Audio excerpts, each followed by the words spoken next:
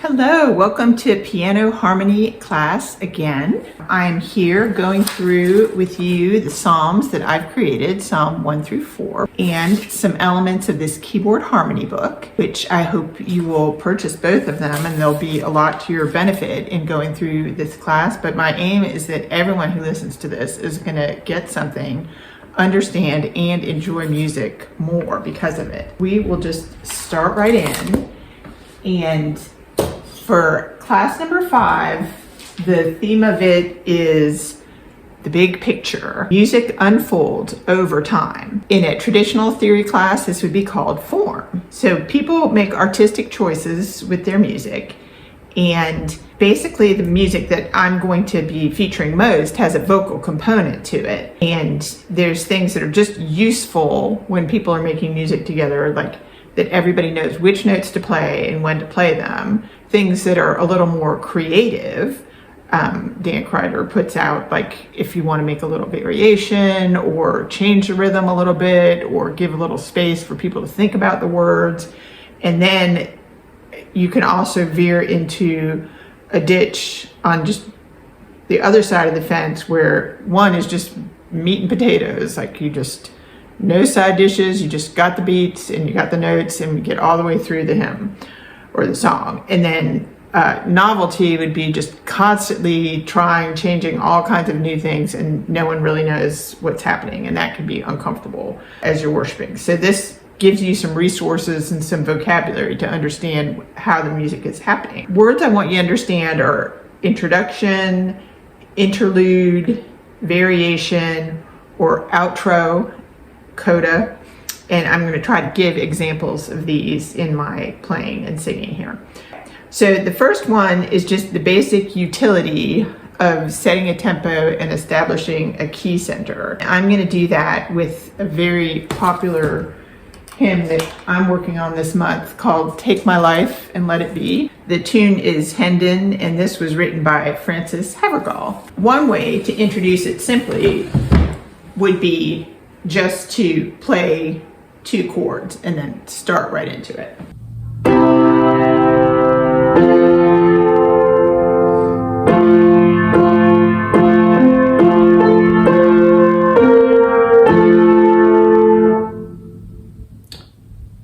Or you could add the subdominant B flat in this key, do a longer introduction of 4 bars, like the last 4 bars of the tune.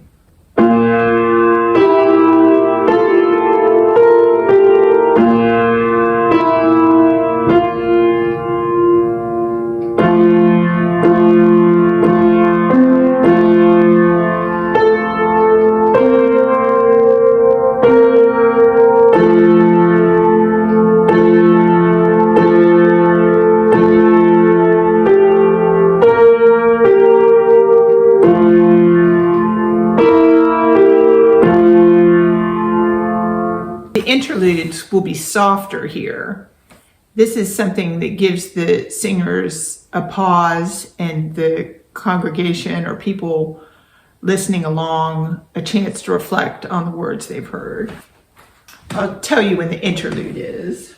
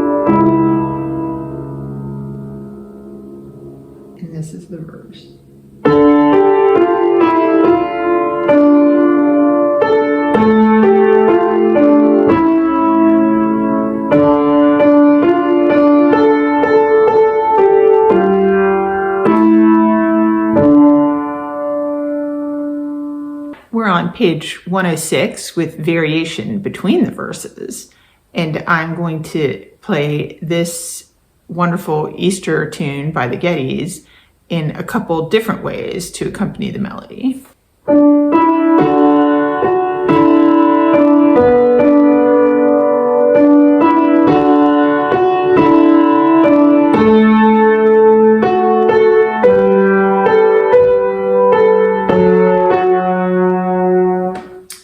And this time I'll add a little more subdivisions of the beat.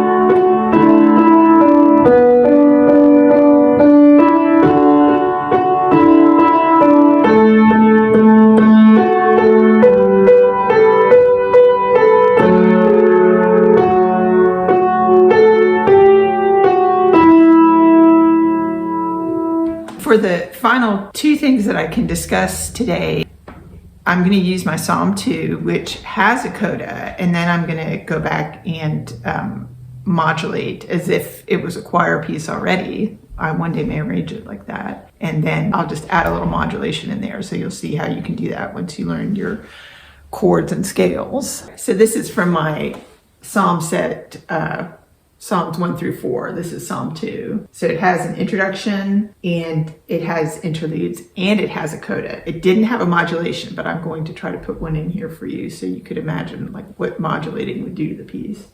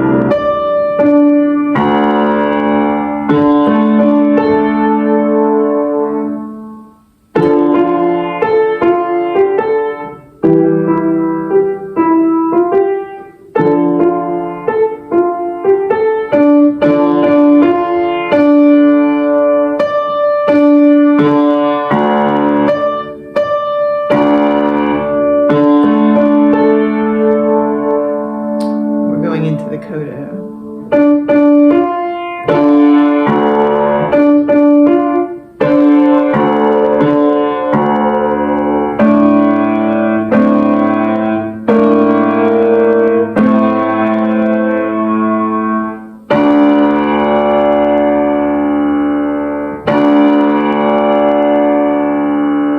So you see that sounds very final at the end, but what if I made it like a verse, so you go back to the beginning.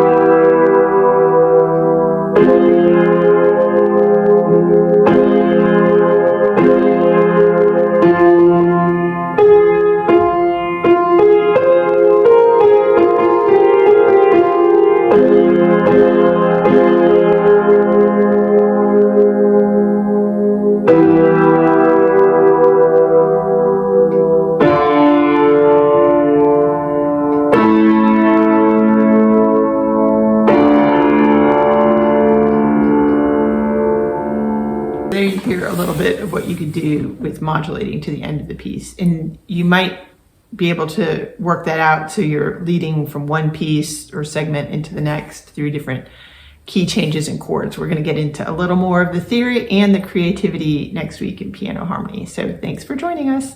Make sure you like it, subscribe, share it with others who are enjoying piano harmony.